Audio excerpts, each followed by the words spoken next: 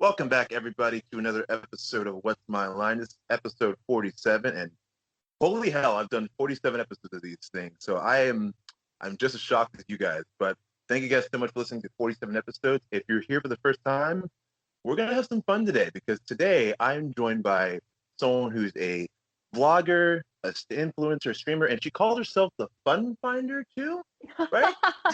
That's a new oh yeah, I just kind of like threw that in. I kind of just give myself different names whenever I feel like it, I Yeah. guess.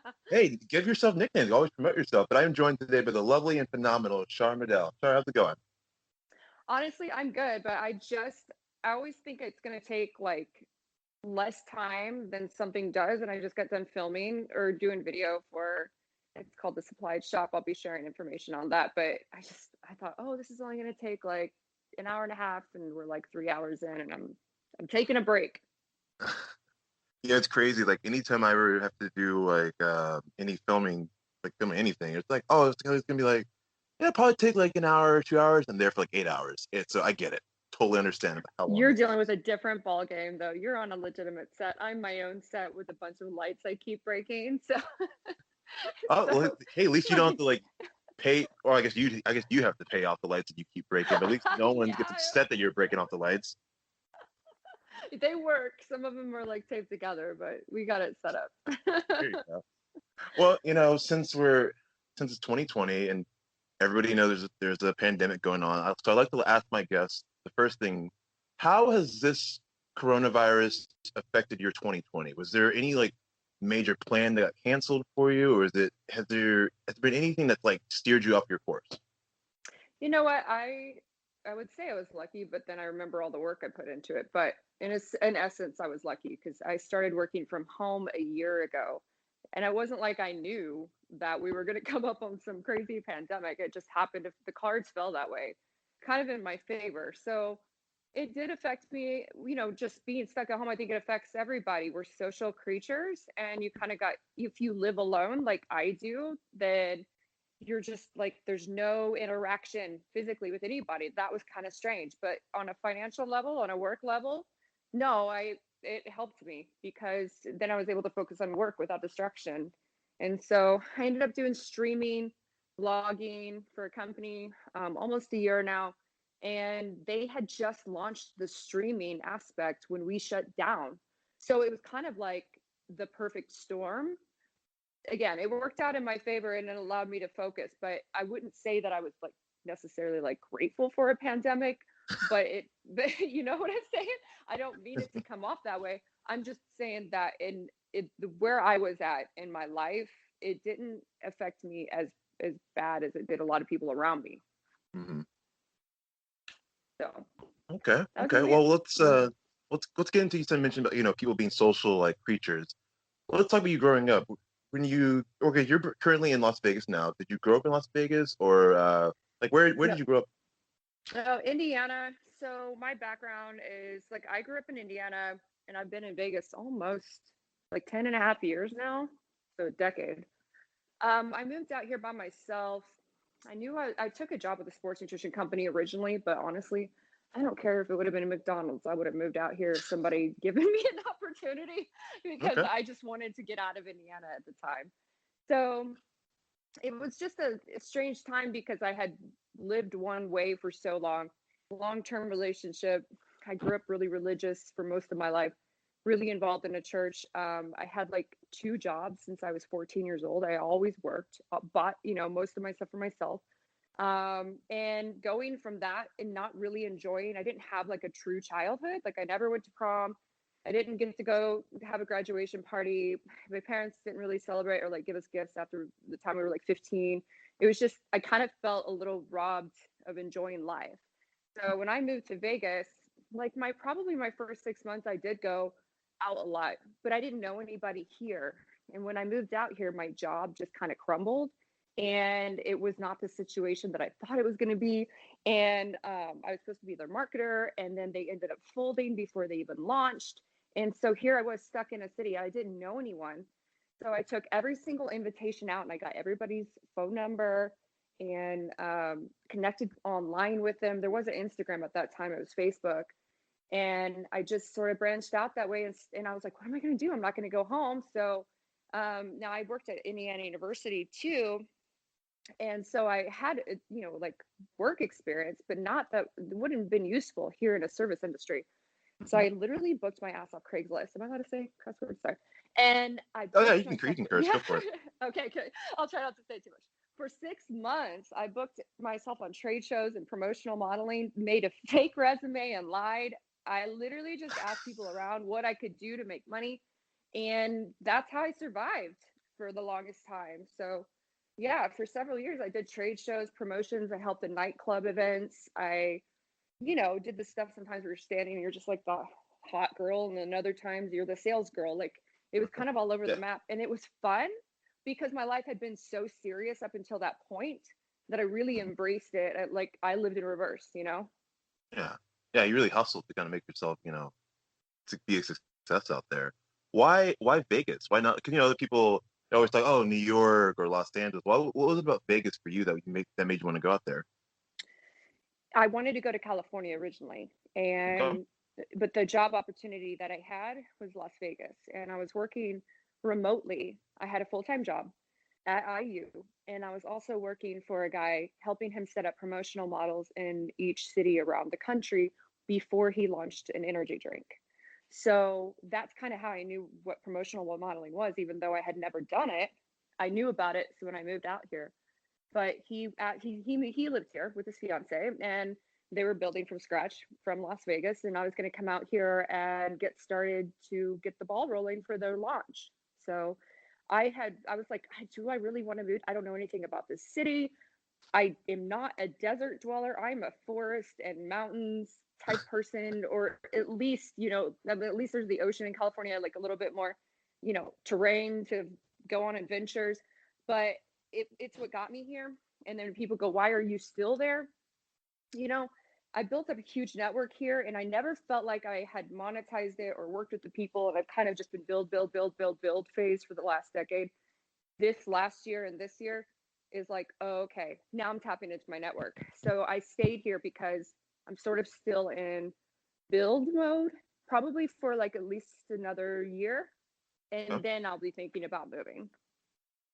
Where would you want to move to after build mode's over? When beginning of the year, I would have told you I was thinking about California. Now, just with the way things have kind of developed this year, I'm wanting to go someplace a little bit quieter, a little bit more woods, outdoors, a little bit more less busy. I don't want to deal with the traffic. I don't want to deal with the hustle and bustle, but I want to be able to be a little near it. But I was actually looking at Utah, so I'm not sure. Like maybe a little bit closer to northern Utah, and it's a cheap flight to Vegas. And I like to travel, get out of town like once a month. I did regularly go to California before the pandemic. So for me to go, oh, I actually will leave town, I would probably just bounce, come go to, California, Portland, just the surrounding cities, but have home base in Utah. And I chose Utah because, to be honest, there's like a low crime. I don't hear about a lot of crime there. And, I'll not get into all of that, but the crime has risen significantly in Nevada, at least around Vegas area. And I think California got hit very hard, and it just doesn't make sense financially to try to move that way. No, yeah, that makes sense. Do you Mm-hmm. know anybody in Utah, or is it going to be another one of those start from scratch, build your own network over there? I have a really close girlfriend that lives there, but I kind of just, when I'm focused on work, I don't need a large network to be physically around me. It's a lot like I thought of, and I'm like, a lot of my close friends live in California, honestly, but they're thinking about me moving too right now and cost of living. But as long as like I have my peace of mind in an area that I feel like I'm more concerned about being in nature and loving my surroundings at this point in my life. I am not huge. I know this is so strange, but everybody close to me knows that I don't like a lot of sunshine. I'm so not the norm on this. Like if you come into my house, it's set up like an ice queen princess. I'm in a desert and everything's winter and like fall and like I want clouds over sun. And I'm just in the wrong city, like like a fish out of water. Like I'm like, how Yeah. did I end up in the desert? When I prefer cloudy days and I like rain on occasion, not every day, but you know, at least like, I don't know, once a week. And so I was just kind of thinking of it as a sense of like, what do I like in nature and weather now? Okay, yeah, that's a good way of looking at it when you're like trying to find like a good place to like settle and again continue building your brand. You know, it's insane to me Yeah. that like you never because when I first moved out here to LA, I moved out here to LA in for the first time in 2012, and then I quickly moved back after a little setback. But I knew like maybe one or two people, but I can't imagine going to a whole nother state and a whole nother city without knowing anybody. That's insane. That's impressive, honestly. Let me paint you a picture of what I endured moving here, like just to give you an idea. First off, because I didn't know anybody, I was bouncing around without a lease. So I had moved here, and God forbid this guy ever listens to this, but you know, it's on him, not me. But I Yeah. moved here, and his fiance did not know I was coming till 10 days before I arrived. I knew for 3 months. So when I arrived, and it's her home, and they have this big, massive house, and the whole deal was they were going to rent me a room for free for 3 months because I had done so much work for them, in addition to some pay, and then I would be paid payroll. So I moved. I packed up all my stuff. Me and my dad drove together. It was literally the longest amount of time I'd ever spent with him in my entire life in 1 week. It was like mashed together, like my whole childhood mashed together. It was the most time I'd ever spent with that man. And we took the road trip to make sure I made it okay. And I left Mhm. half of my belongings, it literally in place at my old apartment. I had an ex, and I left him. I left it with him. We're friends now. He's cool. He'll probably listen to this. We're good. And so I get to Vegas, and I was so ready to move that I was less afraid of what would happen when I got here. And just, it was so overdue that I was just more excited. Do you know what I mean? So Yeah. I get to the place, and she's not happy I'm moving in, and I get this weird vibe. And for like, I was at their place for maybe 4 months, and before I could get really situated, but she didn't want me to use the kitchen and the kitchen fridge, so I had to use the fridge in the garage. They didn't want me to walk through that. She didn't want me to walk through the home. She was like freaking out about stuff that I stole, like a fork and a spoon. I mean, it like went crazy, level straight crazy. But I had only enough money in my pocket to survive. I didn't have, because I thought my rent would be paid, and I thought I was going to get money right away. And I didn't really prepare the way I should have. So I couldn't move out right away. And I had done all this free work. So I did, stay up until the end of it, but it was pretty miserable. And she did not like having me around. So So not like only did the job, yeah, you guys never found like common ground at all? She never like, warmed up I to think you she like thought I had something to do with him, and it was just, he was significantly older than me. There was nothing there.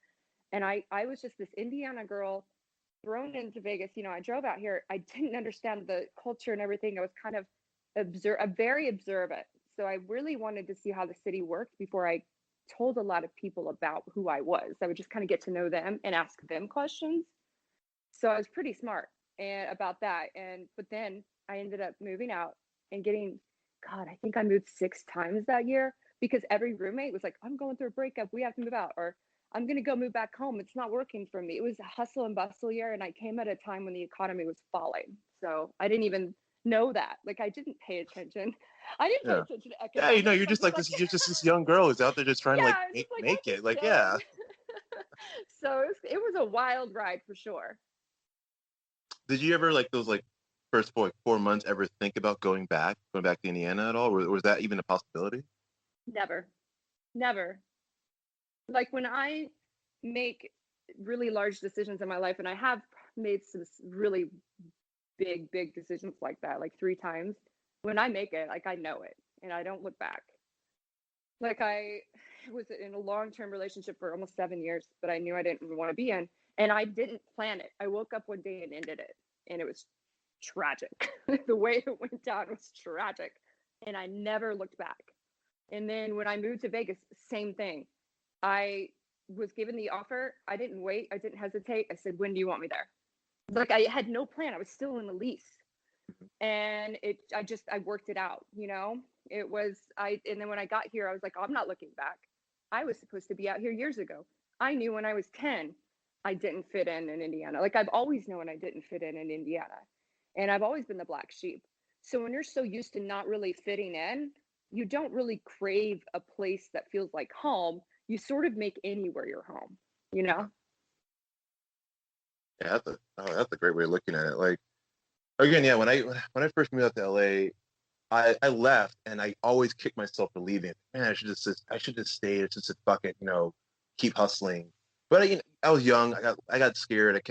I kind of fed into my own little fears and just moved back to Texas. But then years and years went by. I was like, man, I just want to go back to LA. I just want to go back to LA. And I finally did. And then after being here now a year and a half consistently, I just keep thinking, man, I never should have left, because had I never left, I would be in a totally different spot. Maybe not better, but definitely not worse. Mhm. Like I would have been in a different spot than I am now, because I've over the past year I've done so many things. Like, man, I can't even imagine what I would have been doing if I would have stayed out here when I was 18. I mean, I think we all do that though. Like, I don't know a person that doesn't sit there and beat themselves up because they didn't make a decision later, sooner. And the problem with that is the journey to make a decision is the journey that you needed to make that decision. So we'd like to cut the middle out, and then we forget, oh, yeah, I needed steps 8 through 9 to make step 10. Mhm. And as much as I would like to cut that time in half, that's just not how it works, like, and it's different for each of us. And I used to beat myself up because I knew I wanted to move to California way sooner, and I was terrified, and I waited. And I also knew that when I was unhappy in a long-term relationship, I knew in the first year, and I stayed for almost 6 more, 5 more, 5.5. And my point being is I beat myself up for the longest time. God, I beat myself up. And then I'm like, you know what? Like, I don't want to spend the rest of my life beating myself up that I didn't live it the way I thought I should have. And instead, I'm just going to learn and do better and make decisions faster. And that's why I don't look back now. I've made so many decisions delayed in my life that now when I make a decision, I'm so certain because I've made so many serious decisions rather quickly, and I trust myself that much more. But we don't trust ourselves at first until we make leaps, right? So, Mhm. yeah, it takes time, and it's so easy to be like, gosh, what if? But then what if he would have gotten there and some disaster would have happened? Who knows? Who knows? Yeah, you can't really get too caught up in the what ifs, because lately I've met a couple friends over the past like couple months. I mean, obviously it's due to the pandemic, but like they kept thinking, oh, maybe I should just move back. Like, no, don't move back. You're here, and this is where you want to be. Just stick with it. Yeah, it's probably harder to move back after you move away. If people really, really need to be there and they're not like miserable with that decision, then they should stick it out. But if it's like, oh, I don't even know if I want to do this anymore and they're not sure, then they might explore other options. Yeah. But yeah, I mean, this year really defined what people want in their future. For a lot of people, it changed their path really quickly. It brought relationships to a head. Are we going to stay together? Are we going to divorce?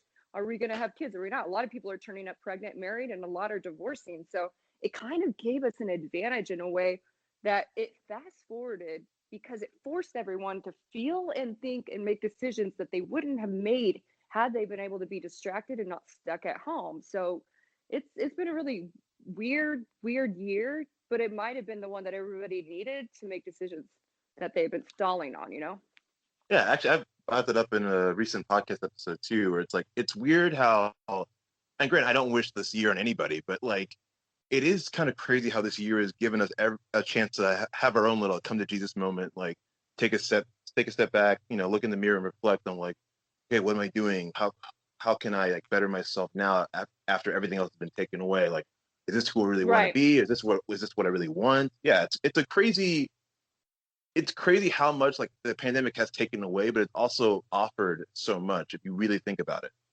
And that's how I viewed it. And I know people go, oh, but you work from home. Right. But you didn't see my last 2 years. Like, I had my 2 years before this one, I was paying the price. Like, I went through so much hell. And that's why I'm like, oh my God, I don't think I could have handled a third. I mean, I could have, I would have done it. But like, I felt like I had already gone through it, and it put me in a position to help a lot of people. And like, I became sort of like their entertaining streamer and whatever, and give them advice and kind of be the shoulder to cry on. And I was like, I needed that. We needed some people in place this year who could help people around them. And I thank God for that, because I wasn't going, oh my God, I'm shocked. And to say this year was easy, like people see what I put out, but I wouldn't say it was easy. I was going through a lot this year too, but in contrast to what other people were going through, I didn't feel like it was much. But like, it's so crazy to me because my friends would be like, God, people would never know that you're dealing with X, Y, and Z, with the curtain pulled. And I'm like, I don't talk about it because I've learned to live light. And if you could learn this one thing in life, honestly, people carry their problems with them into everything, every conversation, every, like, to work, to their, when they go out and they're trying to have fun. And it's like, I've been able, I don't call it compartmentalizing. Sometimes I do, I have to absolutely compartmentalize, but it'll always spill over. The emotions will come through wherever you are. You can't just shut them off and then turn, whatever. You kind of can, but you sort of, it will come to a head. That's what I'm saying. But I've learned to live light when things were heavy and find the silver lining. And that's when I said by find the fun. We need laughter and you have to be able to kind of like laugh sometimes. And I remember when I started, just to give you an example, I started streaming. The day I started streaming, now I was the first streamer that they were rolling out with. They were testing on me. And so I thought they were going to wait like a few more days. So they call me up and I just got out of spin class. And so, like I'm like hot and sweaty. I'm not ready to be in makeup and online and, go streaming. And they were like, hey, can you be online in 30 minutes? And I'm like, what? And they're like, the executives are wanting to watch you. And I didn't even know what I was going to do. Like, I just kind of like, I had no idea what the expectations were. I was setting the expectation. So I go home and I said, sure. Now, in the meantime, I'm in the Starbucks parking lot. And I remember this vividly because when things are like tragic, you remember. And then I get a call as I'm driving home that my dad's in the hospital with a blood clot and he might not make it. And I'm like, he's back in Indiana. And I'm like, what? Like, he's never in the hospital. Hey, your dad might not make it. He has a blood clot. We don't know what's going to happen. And they gave me all sorts of bad news. So, you know what? I go home and I'm like, okay. I said, okay. Why? Because I knew I wasn't going to be able to do anything. And I knew I needed to keep it together and that this was going to, like, you don't go, oh, I can't do this. I'm going through something. Yeah, they'll understand and they're going to pass you up. So I knew I need the money. So, I need the work. So I go home and I'm putting on my makeup now. And I speak about this very candidly because this has been my life since I was 10. But my mom battles schizophrenia and my parents are not together. She had been off her medications and like ran homeless. And like, I mean, I have police calling. I was trying to get power of attorney over her. This is like something that's been on and off throughout my life, like as a teenager. And so I am like, no shit, getting my makeup on. My dad's in the hospital. My aunt's freaking out. I'm trying to get on streaming and within 30 minutes because executives are going to watch me. And this is like a major paycheck for me. And it's not about the money. I just knew that I couldn't do anything where I was at anyway. And I was like, I'm freaking out. It's not going to do anything. I'll freak out later. So, so then my mom is like calling me 25 times. She was calling me 25 times, having episodes screaming at me that she doesn't know what she's going to do. People are chasing her. She's seeing things. She doesn't, like, she's literally tearing up hotel rooms, trying to, like, bouncing around the city that she's in Indiana. And I'm getting ready for this stream. And I went on the stream for 3 hours straight and I was on my laptop messaging my aunt to make sure my dad was okay. And I waited till I was done to call my mom back. That was how my life was without people knowing. That kind of stuff was happening daily for me for like 3 months straight. Like 3 months straight. I would wake up 3 months, and to like phone calls. while you were still I streaming, would that be, was that and was I was going on streaming behind the curtain. 8 to 10 hours a day. I was streaming, being entertainment. And then, I did have, I drank a lot. It was the pandemic. I mean, I've never been an alcoholic. I didn't even have my first drink until I was almost 22. But like, both of my parents were alcoholics. So I come from a very interesting background and I didn't want to drink myself. So, and I was in church and I was involved in the ministry. So I wasn't going to, that's a whole nother ballgame too. And I was dealing with this too. So I wouldn't say this year was easy, but you wouldn't know it because I learned to live light. Like I still loved life, even when things were hard. Like I still was so grateful to be alive.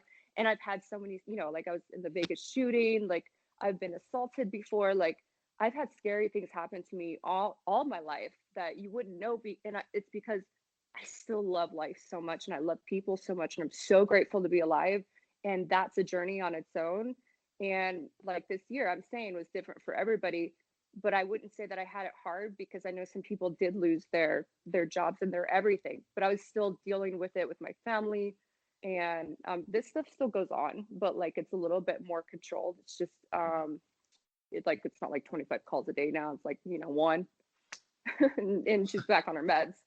But That's like good. That's this good. is the kind of stuff that I had, and people and you wouldn't know it, and I wasn't not dealing with it. I just was like at peace with the chaos because I was at peace. Even with chaos around me, I was at peace. Yeah, you just didn't let it affect you. You're like, yeah, you weren't like not dealing with it, but you weren't putting it aside. Or I guess in a way you were, but it wasn't like yeah, you weren't streaming and all of a sudden you get like some news and you just immediately break down. No, I mean, I'm 100% might have grabbed a drink. Like I think a lot of us, I drink a lot of wine. I would drink with you. It's like on the stream sometimes, but like I didn't. It wasn't like constant drinking. I might be like, you know what? I need a glass of wine. And I don't, and I'm like, I think that's pretty good. If like what I needed right now was like prayer and a glass of wine, which might Yeah, sound geez, conflicting. after everything you're going through, yeah, a glass of wine is okay. It's okay to have a glass of wine. But I feel so good. And like I said, that's my battle. But Mm. everybody has their battle. Like whether it's, you've had yours, your story's insane. Everybody has their story. And like, I just didn't want my story to be all the things I was going through. I wanted my story this year to be like how I was able to handle it and help other people. Like I wanted my focus to be on that. I wasn't going to focus on the things that made me, I wasn't going to victimize myself. Like there's 101 million ways. And this year, without getting into politics and everything, but my point being is there's 101 million ways you can be a victim, and there's 101 million ways you can be a victor, and that's 100% up to you. Yeah, I've never heard that quote before. I might actually steal that now because that's a good way of looking at life. Like, Thanks. You can quote me on it later, and then I'll put it on a yeah. magnet for you. Oh, thanks. But no, it's crazy. You mentioned like my story, and I've talked about it a couple times too. But like before, I think like on a stream with you, I mentioned that, and you're like, "Oh my God, you should tell that to people." And I always get so it's weird telling like it's weird telling your story because you don't know like it's hard to kind of like put yourself back, especially because it's been so long. It's when you tell stories like that, it feels like you're putting yourself back in that situation. Like obviously, people know I was paralyzed. I was told I was never going to walk again, and I people I went to high school knew about that, and after I graduated high school, I kind of just left that in the past because I just didn't want to. Because even and if people who went to high school listen to this, you guys know, but like even after that, because I was like my freshman year, and I got better, and like I was like walking everything again, and but I was still known as that guy. It always kept being brought up. So it's like when Oh I my gosh, left, because you're a walking miracle. You're yeah, literally a Bible story walking. Like you're literally a walking miracle. That's because that's not honestly, yeah, is yeah. it hope I too? see that now, but like back then I did. Back then it was Yeah, I always like know. that, like because I was young and I was Yeah. very insecure about it, and so anytime, even like when I was walking on the halls of high school, or like a year later, I was on the goddamn football team for reasons to kind of like to prove myself. But yeah, it was always brought up, and I was just like, okay, I get it, and I just never wanted to talk about it. So I put that aside. And then like after talking with you, you should mention this. So I put up a whole story. I put it like on Instagram, put it on Facebook, and I had so many messages from people saying like, "Oh my God, I had no idea. That's so inspiring." And it's like I didn't know that until after a conversation with you, and also hearing other people like another one of my friends is like wrote this long paragraph that's like telling me how much of an inspiration I am. Like that's so incredible that you're able to say Like your that. story is so, yeah, your story needs to be heard because there's somebody out there who has no hope of walking again. And you might go, well, yeah, but what if they don't walk again? What changes in somebody when they have hope versus when they didn't have hope? It's not about just the walking, it's an internal shift that can change their entire life and open up doors and opportunities for them that may have nothing to do with them ever walking on their legs. And when you told me that story, I was like, oh, have you been interviewed on TV? Has it been on like the Ellen show? Like I was blown away that you hadn't been. Like this is like it's like a story from the books or one that would go into a movie. So yeah, I definitely there's going to be a time when I'm going to turn the tables around and be like, okay, cool, I want to interview you now and your story, because there's so many people that need to hear stories about the impossible being possible again, especially when they're in impossible situations, you know? Those are the Yeah. stories that need to be heard. Yeah, it's crazy, like especially now looking back on it. It's one of those things. If it's I now I have this whole confidence, like no one can ever tell me like, oh, hey Chris, you can't do this. Well, fuck you, I can't do this. I'm gonna do it because I can do it. I've been Because through I hell. walk even You when don't I'm you not don't supposed to walk. yeah, exactly. You don't know the hell I've been through. I'm still here. So like even like, recently I posted like I was in the ER and then like, I have a blood clot too. It came back. I am like completely 100. I mean, I'm a little worried, but not as much as I would have been like if I never gone through all the shit I've gone through. Because now I'm just like, fuck it. You guys think I'm gonna get better within 2 months? I'm gonna do it in a month. You think I'm gonna get better in a month? I'm gonna do it in 2 weeks. I'm just like now I have the mentality of just like, yeah, you think I You've can't already fucking do it? conquered I'm so gonna much fucking worse. do it. Yeah. Exactly. Yeah, that's amazing. Your story is insane. Oh.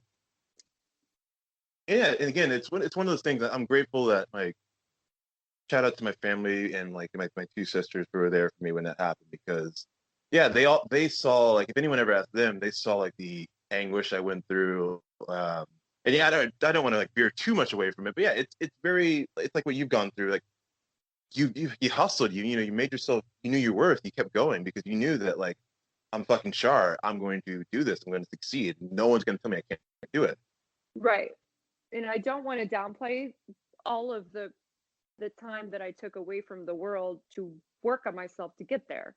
Like I don't want to downplay the fact that I've been on personal journeys since I was 15. Like that's a journey. And so what happens is when people go through something and they can't handle it, they want to skip out on the personal journey that it takes to be strong enough to handle that. And like I'm like, dang, I started at 15. Like I remember when I picked up a Joyce Meyer book about the battlefield of the mind, I started thinking about like, oh, how powerful the mind was when I was 15 years old. I started studying that, and now I'm like, how many books have I read? How many times did I get off social media? And I remember I went on a stint where I was offline for 6 months. Now it wasn't on purpose. Somebody hacked my account, but for 1 month solid, I was offline completely on purpose, and I did a whole social media cleanse thing because I was miserable and I realized I was addicted to social media. And what's crazy is now I work in social media. I would never be okay working in social media had I not gone on a journey that cleansed me and detoxed me from the social media addiction I had. Because there's an addiction to that. So I've been on a lot of little journeys, spiritual journeys. Everything's God. I kind of spiritual. It's very God based, but I could sit across from an astrologer and have a great conversation and talk about spirituality, or a Buddhist, have a great conversation and understand spirituality there and take some of their words. But like mine is definitely, God based, but like there's journeys that people you can't cut through. You've got to take time away from people and heal. You got to take time single. A lot of time single. I've been so single. I'm like, I've been so single. Okay, now I'm ready, but like, but I needed to be single to find my value first. Like I needed to go through terrible breakups. I needed to go through, and I needed to go, instead of blaming the person or blaming the problem, like go, what is it in that made me want that person? I want to fix that. What is it in that made me so miserable and feel empty when that collapsed, that job went away? I didn't realize that I valued myself based on what I was doing. Why did I do that? And then I would work on that. Like I stopped when something happened and focused on my reaction to it, and went to work there. And if you can focus on your reaction to it, which is why I try not to get caught up in what everybody's doing, is because everybody's so reactive right now and nobody's taking responsibilities for their reactions. And then they're wondering why they can't handle shit when shit hits the fan, because you've got to really be responsible for how you react and what you do with that, because ultimately it's your life. And like that's how I you know approach it. Is it's my responsibility to be happy and nobody else's to make me happy. It's my responsibility to make it by myself. I've been very fiercely independent, not necessarily by choice. It's going to be my responsibility that I enjoy the life that I want to live, and that's what I'm working on now. And it's nobody's fault but my own if that doesn't happen. Yeah.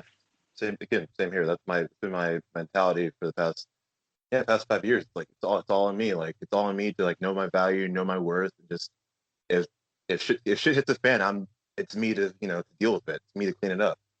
Exactly. And it's like what it does is instead of giving power to a situation and everybody else in the chaos, it empowers you to be like, no, fuck that. I'm gonna still do what I want to do. I'm still gonna go after my dream. I'm still gonna, yeah. This year, God, by the end of the year, I will have started 3 different businesses at once, and I'm in the middle of 2. But, and it was like, I'm like, oh, how can I work with other people right now? And I'm in the middle of it. You guys will be seeing it soon. Be on the lookout. Launching an e-commerce business. I hired somebody to show me the ropes. I definitely recommend getting a mentor to teach you. So I'll be doing Amazon, and then I'll be doing Shopify, and I'm just sent off my social media training materials, and there'll be workshops and workbooks and stuff, and I partner with somebody to teach people how to start a business, and we take all of the difficulties out of it. So I'm very excited about that, because I think the biggest problem I had, and I'm in the beginning stages, so it's awesome because I'm going to share my journey online, but is like people get too afraid because they're like, I don't know what to do though. I don't even know where to begin. And then they end up with their wheels spinning in the dirt and not doing anything. So I had to tackle that because I did that. And then now I'm like, now I know what to do because I freaking studied it for too long. So it's like all that knowledge, collapsing Yeah. into 1 year, and I'm putting it out. So I'm working on that right now, and that'll be out. And like some of that stuff will be out in the next 2 to 3 weeks. So we'll Nice. see. Oh It's been yeah. a crazy year. Yeah, crazy year, but you're like you said, you're starting 3 businesses. That's insane. But if anyone can do it, Well, it's you. legitimizing, because I was doing it as an independent contractor under my name, but now I was like, okay, I need an LLC, and then it'll be like DBAs underneath the LLC. But I thought it was just going to be. I was like, I thought I was going to start sooner, and then good old pandemic happened. But but yeah, so I don't know. I would say this year's been both a blessing and a curse, but more so a blessing. Mhm. And Well, me, I don't mean that for the people that really were at loss either. I'm not being, cross about it, no, but no, of course, of course. I was gonna say, let me ask you this. So, you're 10 years into your journey in Las Vegas. What would be the 5 things you would tell young Shar, like just coming into the state? What would be those 5 things you would tell her?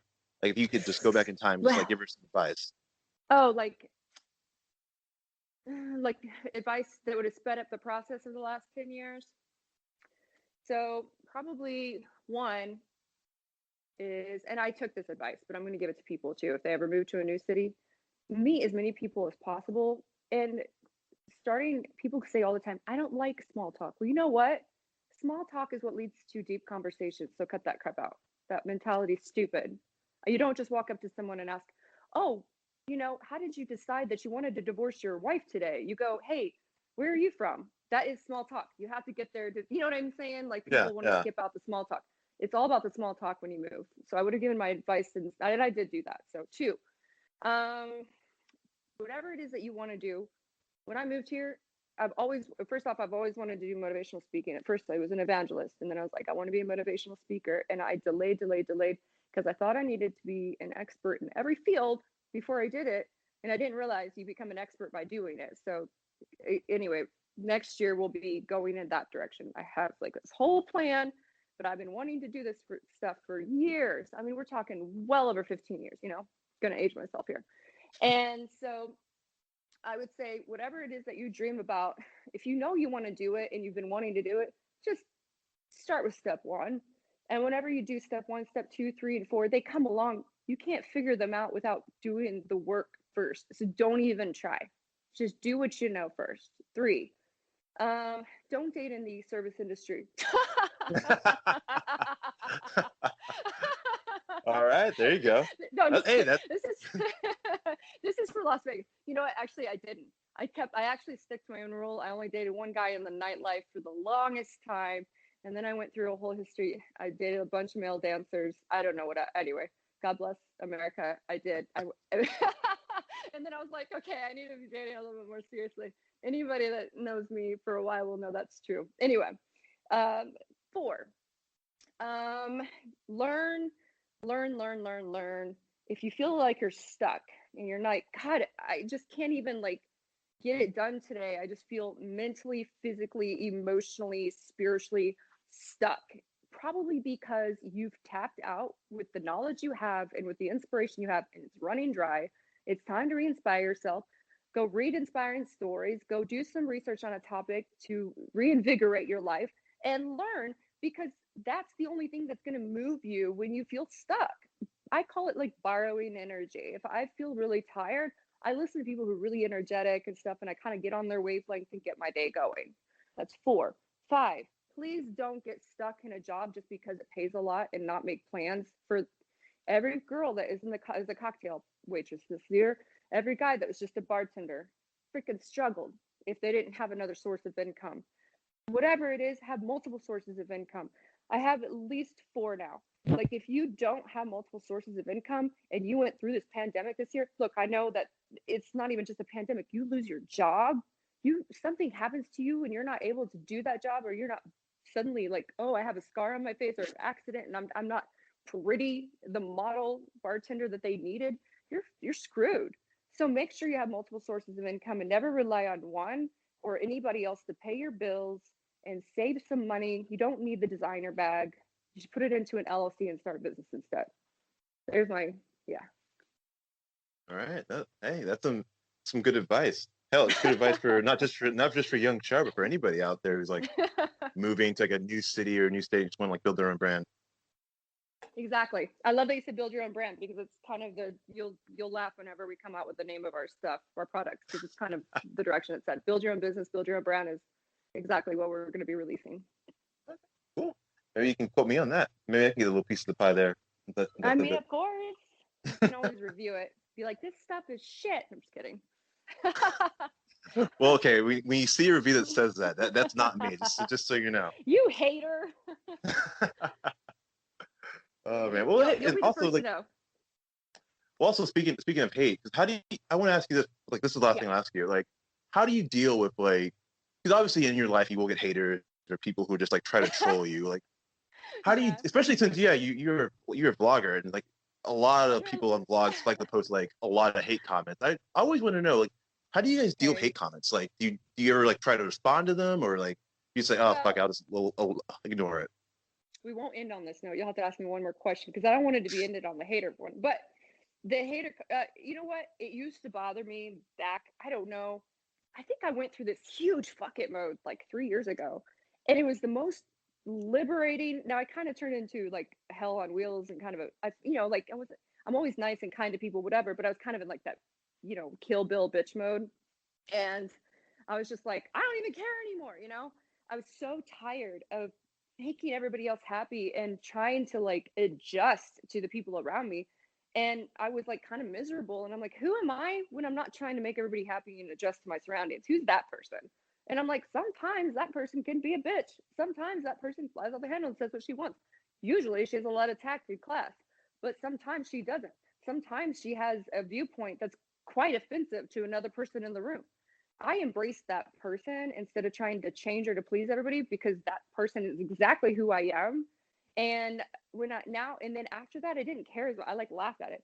And this year, it kind of set myself up for attacks. I'm not going to get into it now, and I've lightened up a bit, but I was getting involved a little bit more than politics than I had planned. And it's just, you know what?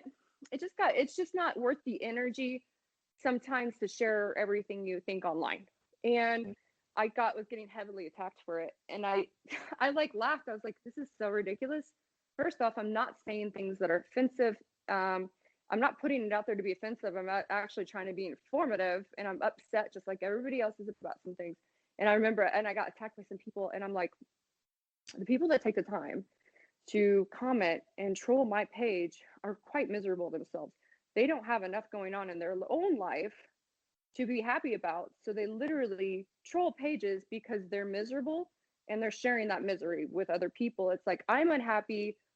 And so who else can I make unhappy today? Like, and so when I see it, I actually feel sorry for those people in a way. Or I mean, I did get like a little irritated with somebody, or I got angry because they screenshot an image of mine and it was for a children's charity and they made it like perverted. And I thought that was completely inappropriate. But like outside of that, I don't I don't care what people's opinions are of me because they're not a source of me to build myself up. Like I love who I am. I am who I am. I love my circles. I respect and value people, but I don't need you to respect and value me. Now, I don't want you to harm me, but I don't need you to respect and value me. So when you realize that, you don't need that approval. It gives you so much freedom to be yourself because you realize when you stand for anything, people will say things against it. And if otherwise, it's like, not everybody's going to agree with you. That's just like not the reality of the situation. Everybody has a different viewpoint, and that's okay. And I don't need them to agree with me. Just don't harm me, you know? Just Yeah, don't exactly. physically Like harm me. I never get people who do like who spend their time like trolling people or leaving comments. Like, man, they're living rent free in your head. Like they don't care about you. They don't care like, oh, just a little comment that you're posting. You're the one that's taking time to post that. Like, why? Yeah, I get. I always see when people like I've even seen on like something like your page too. It's like, why even follow you? Why even follow you if they're just gonna leave hate comments? Why waste the time and energy on that? You know? If they would put at least 10% of that energy hating other people back into loving themselves and starting a business, they'd probably be millionaires. Exactly. Yeah, exactly. All that time and effort that you're putting into that, imagine what you could be doing with that. You know, you could be That making two money. to You three could be the one hours who's a made the day, success. yeah, that 2 to 3 hours a day, you could have a booming online business. I think of it like that. I'm like, wow, what a waste of your time and energy to be circling around. Like I call them internet vultures, looking for a carcass to feed on. Like you literally are like you're equivalent to a vulture online. Oh, So you know what? They can hate away because I I don't care. Like yeah, I don't exactly. care. I'm just Yeah, like I love they my can keep life. So hating, but you just keep growing and glowing. hey. All right, one more question since you didn't want to end on the hate comment. What's like the one thing you want to do in 2021? Like, provided this pandemic's over, like where's like either like you want like a place to travel or just something to do? Like, what's like the one major thing you want to get done in 2021? I want to go through the Tony Robbins Mundane University, get my coaching, and launch my real coaching there because all of my stuff is built up. All this stuff to do the online work, to be successful in all these businesses. Ultimately, I want to help people, but I've always wanted to structure it in a way that I could teach people also how to support themselves because I didn't want to just be that little, I have enough information, enough training in me or whatever to do all of that.